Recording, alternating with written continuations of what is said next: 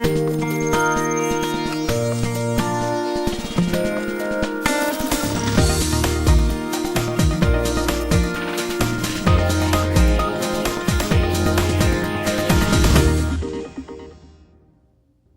this lesson, I would like to shift our focus a bit and review material on linear equations and functions, especially as it relates to the connection between the equations themselves and what the graphs look like. It's very important that we remember that algebra is much more than solving equations and manipulating algebraic expressions. In particular, it's critical that we keep the visual or graphing side in mind as we study algebra. In this lesson, I want to touch on three main subjects: the slope-intercept form of a line, the point-slope form of a line, and the special pairs of lines that we call parallel and perpendicular lines. So let me remind you of the definition first of the slope-intercept form of a line. If m is the slope of a line and b is the y-intercept of the line, then the slope-intercept form of the equation of a line is y equals mx plus b. Here's the picture you might want to have in mind. You're going to have a y-intercept, in most cases, where the line crosses the y-axis. In this case, the y-intercept is at the point 0, 1. And remember, the value m is going to be a number. That's going to be the slope of the line in question. Sometimes you've heard people refer to the rise over run, for example. So we'll talk more about slope as we walk through the following examples. Here's our first one. Let's find the slope-intercept form of the equation of this line. In order to do this, let's write the slope-intercept form once we have found the slope and the y-intercept. That's why it's called the slope-intercept form.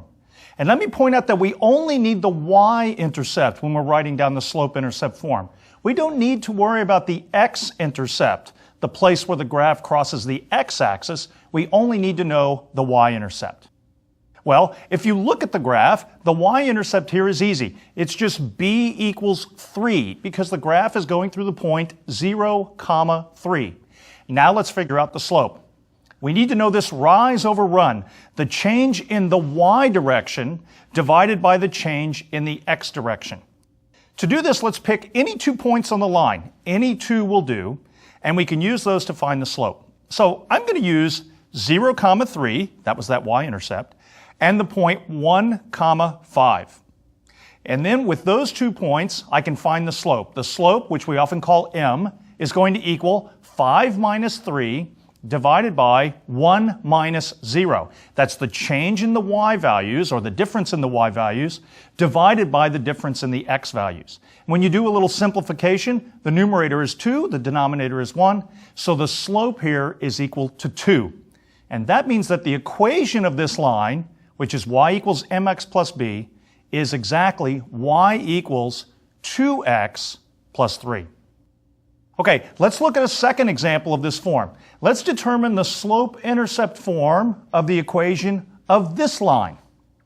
Well, here I see the y-intercept very quickly again. It's just b equals 1. That's because the place where this line crosses the y-axis is exactly the point 0, 1.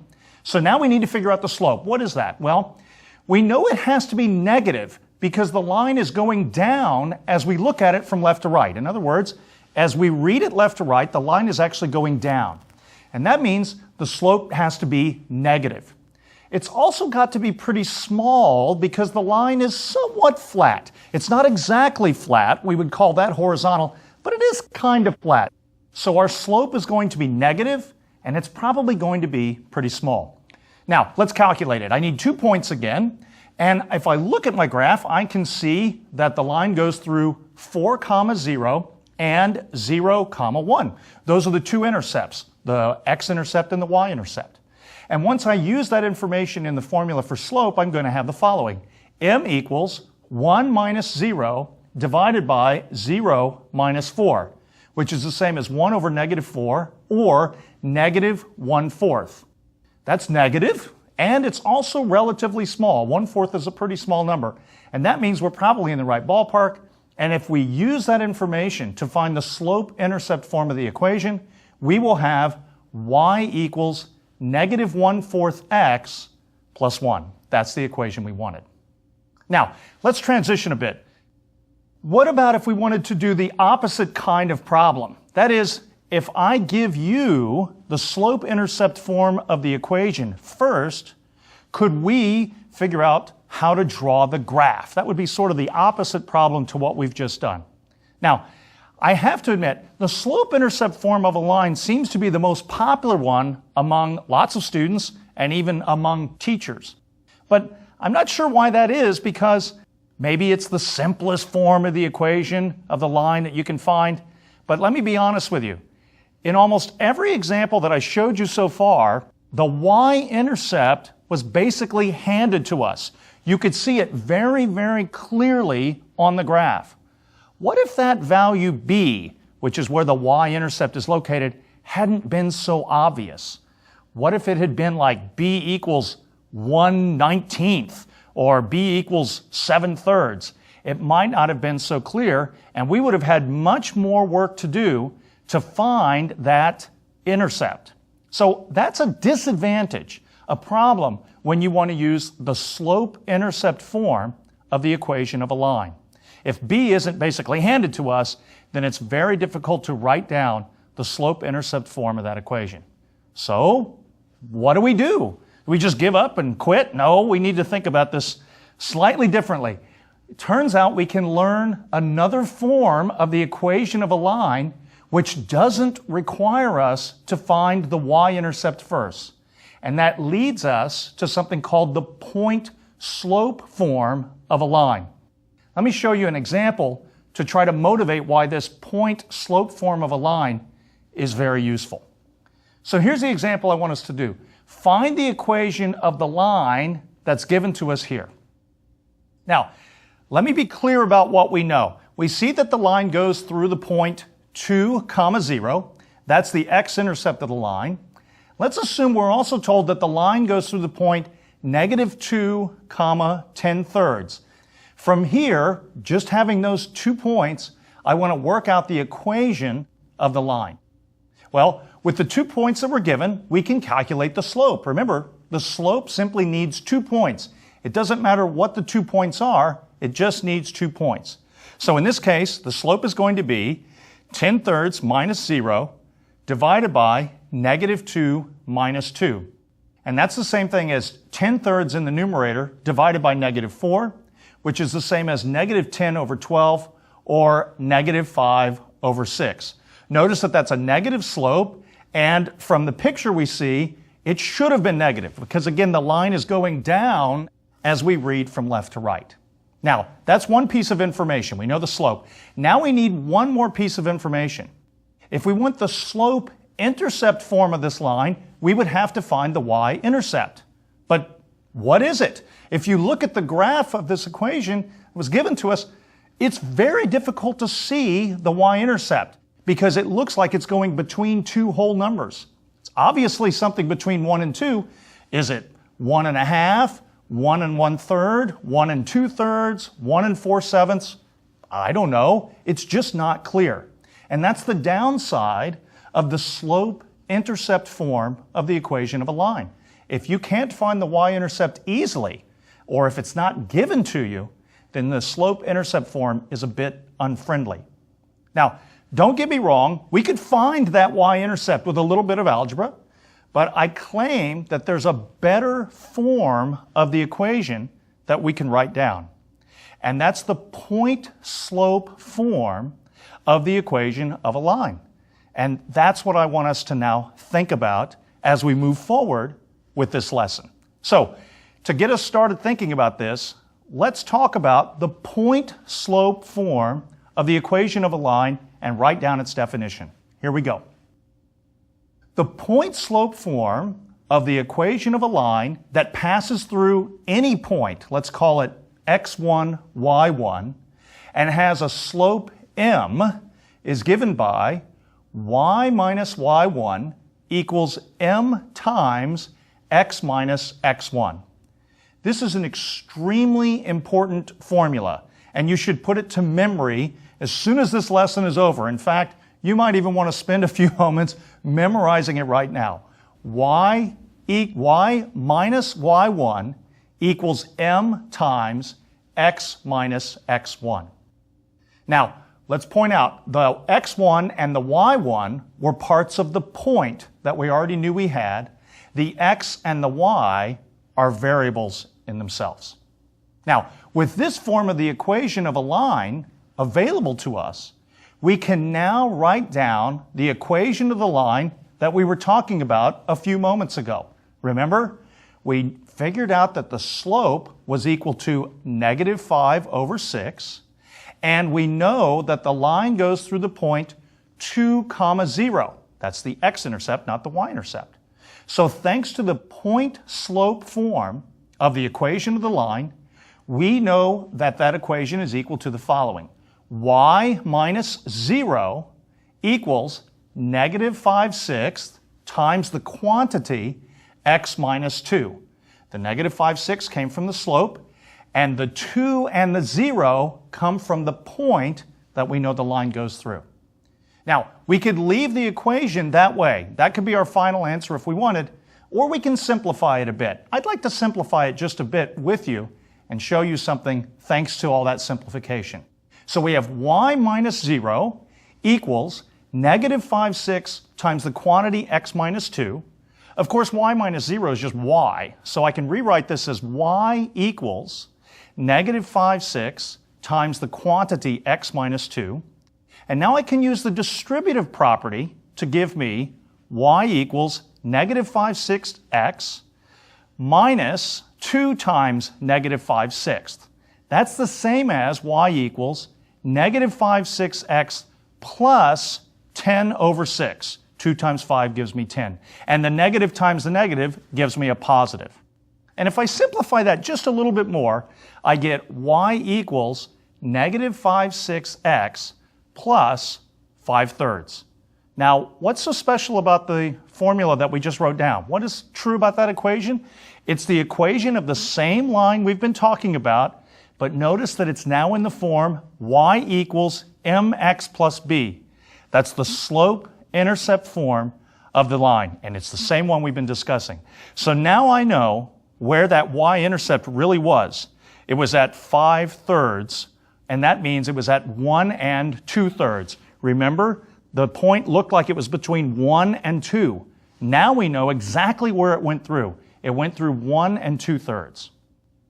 So I see that this point-slope form of the equation, it feels a little more flexible to me than the slope-intercept form. And that's because I can use any point that's on the line and the slope to find that equation. So once I can use that point-slope form, if I really, really want to know the y-intercept, I can convert it to slope-intercept form the way I just did to find the y-intercept of 5/3 in that example. Now, let's move on to another example where we can use the point-slope form of the equation of a line to our advantage. Now, what I'd like to suggest you do is stop the video and see if you can find the point-slope equation for this line yourself first. Let me give it to you. Write down the equation of the line that has slope 5 that passes through the point -1, -3. Now, with the slope-intercept form of the equation, you'd have some difficulty because the problem didn't tell you anything about the y-intercept. The point that we know the line is going through is nowhere near the y-intercept. But with the slope and with any point, I can use the point-slope form of the equation of a line to write down this line's equation. So here we go. Let's check to see if you got the work that I'm about to show you. The point-slope form of the equation of this line is y minus -3 equals 5 times the quantity x minus -1. And if I wanted to get rid of some of those minus signs, I know that a negative times another negative is a positive, and that means the point-slope form of the equation of this line can also be written as y plus 3 equals 5 times the quantity, x plus 1. Remember that that 5 is going to have to be multiplied with both the x and the 1 if you decide to do any other work to simplify this equation. Now, if you got that equation, y plus 3 equals 5 times the quantity x plus 1, great job. You did it right, and you can move forward then. Now, let me make a couple comments as we continue on with these ideas of lines and their graphs and the equations of lines. First of all, a very common mistake that's made by some students is to switch the roles of the x-coordinate and the y-coordinate of the point they have when they're writing down the point-slope form of a line. So instead of writing y minus negative 3 equals 5 times the quantity x minus negative 1, like we just did in that example, some students will accidentally write down y minus negative 1 equals 5 times the quantity x minus negative 3. Do you see how the negative 1 and the negative 3 got switched when we did that incorrectly? You have to be very, very careful not to make this mistake, because in almost every instance, you're going to get the wrong equation if you accidentally make that flip. So be really careful where the y goes and where the x goes from your point. Now, secondly, as I mentioned a few minutes ago, once you have written down the point-slope form of the equation of a line, you can actually write down the slope-intercept form of the equation of that same line, if you want to, or if you're asked to do that. So let me suggest that we try converting the line we just wrote down, the point-slope form of that equation. Let me suggest that we try to convert it to slope-intercept form. So here's that equation again. Y plus 3 equals 5 times the quantity x plus 1. See if you can convert that to slope-intercept form. Well, here's how I would do it. I'd start with y plus 3 equals 5 times the quantity x plus 1. I then have to multiply that 5 through the parentheses using the distributive property. We've done that several times now in our earlier lessons. And that's going to give me y plus 3 equals the quantity 5x plus 5.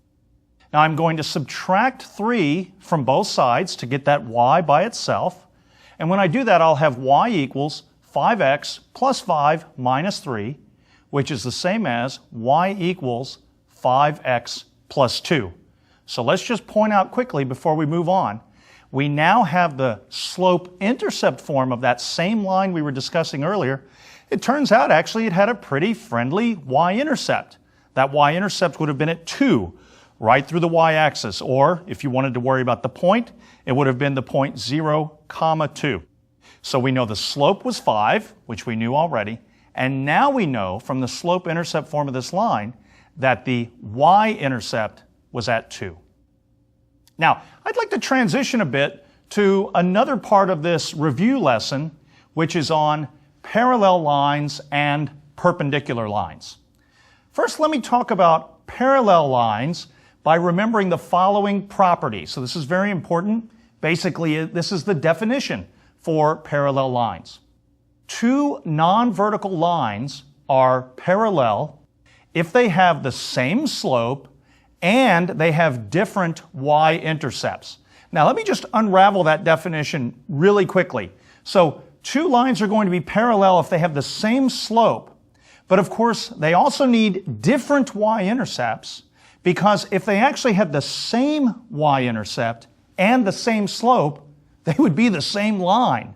So in order for two lines to be parallel, they need to have the same slope, but they have to cross the y-axis at different places, so they need to have different y-intercepts. One other quick comment about that definition. It said two non-vertical lines. Obviously, if you have two different vertical lines, they will also be parallel. But the reason the definition didn't talk about those is because vertical lines have undefined slope. They actually don't have a slope that we can write down as a number. So two vertical lines that are different will also be parallel, even though the definition doesn't talk about that.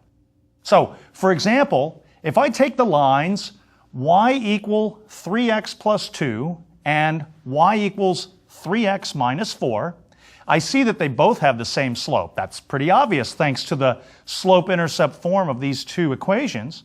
They both have slope 3. Notice that they have different y-intercepts.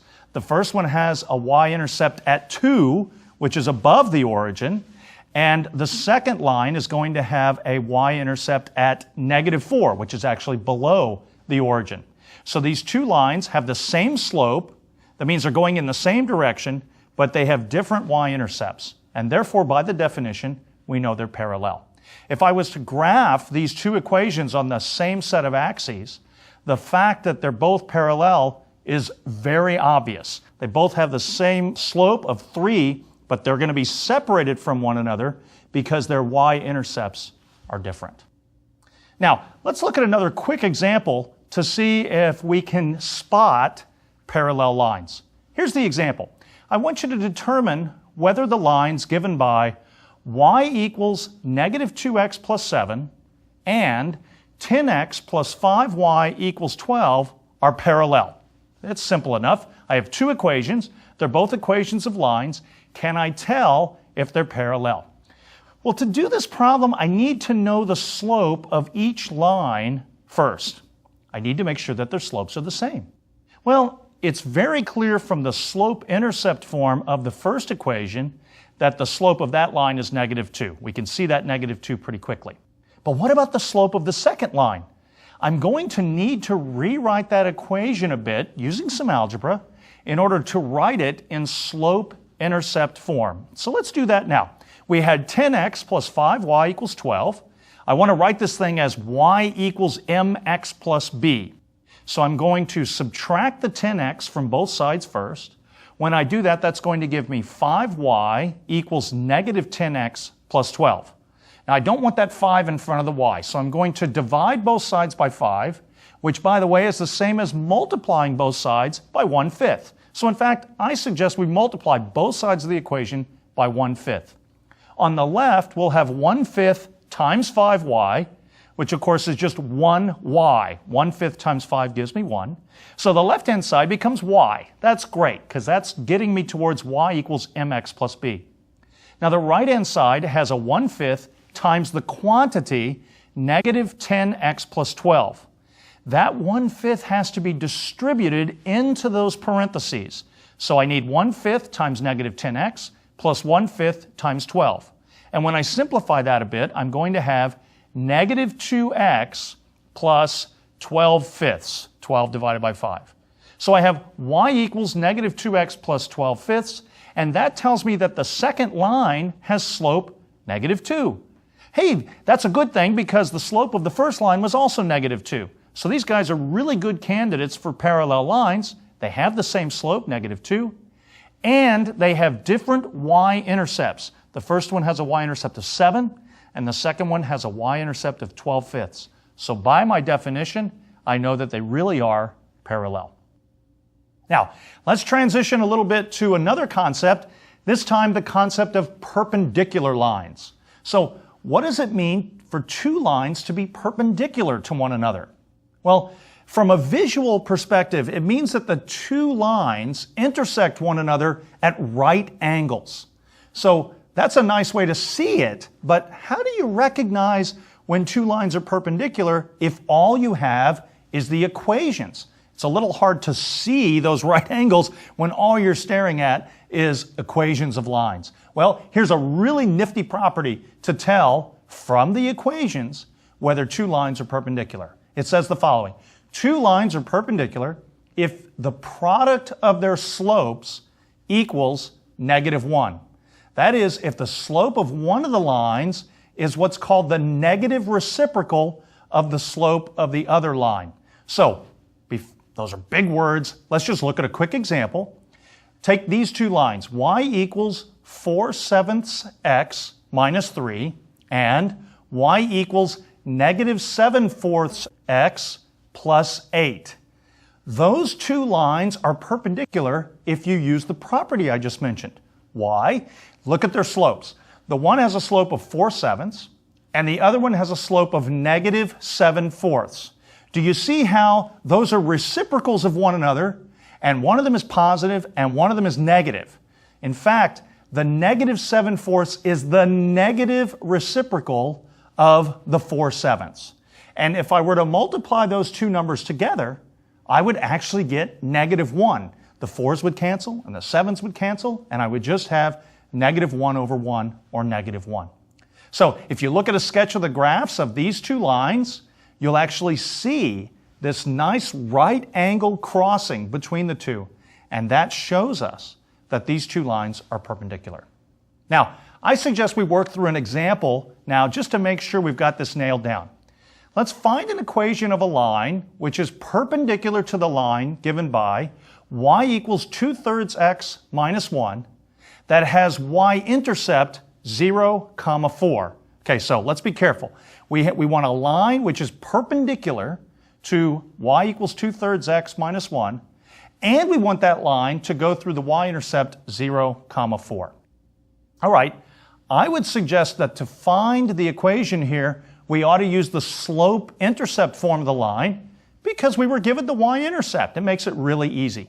So the line I want is going to have an equation that looks like y equals mx plus 4 because the y-intercept is 4. Great. How do I find m, the slope of this line? Well, the slope of my new line needs to be the negative reciprocal of the slope of the line that was given to us. Remember, two lines are perpendicular if their slopes are negative reciprocals of one another. The slope of the line that was given to me is 2/3, and that means the slope of my new line needs to be -3/2. And now I know what m is. It's -3/2, and that means the equation of the line that I wanted is y equals -3/2 x plus 4. Again, a quick sketch of these two lines is probably a wise check of our work, and if you look at those two lines, you'll see this wonderful right angle crossing that occurs because these two lines are perpendicular. Now let me make a quick comment because I skipped over vertical lines again in talking about perpendicular lines. It's also going to be true that a vertical line and a horizontal line will always be perpendicular as well. Even though the vertical line has undefined slope, so I can't really talk about a negative reciprocal of that, it's still the case that a vertical line and a horizontal line will always be perpendicular because they connect at right angles. Now, today we've gone pretty quickly through a review of the different ways that you can represent linear equations. I talked about the slope-intercept form, which is a wonderful way to write down the equation of a line, but it has some problems if you don't know what the y-intercept is. I also talked about the point-slope form, which provides us with some flexibility because it allows us to know the slope and any point on the line in order to write down the equation of a line. And we also talked about these very special lines that we call parallel and perpendicular lines. And we'll try to have more practice with those in the coming lessons in order to practice with the way these equations really look to spot parallel and perpendicular lines. Next time I want to talk in some more general terms about some very important tools for drawing graphs of lots of different functions. As we walk through this course, not only will graphs just be straight lines, but we'll have a lot of curvature to our graphs as well. And I want us to talk about some of the tools we can use to shift from the graph of one function to the graph of another function. I think that's going to be a really interesting and eye-opening lesson, and I look forward to talking about it next time.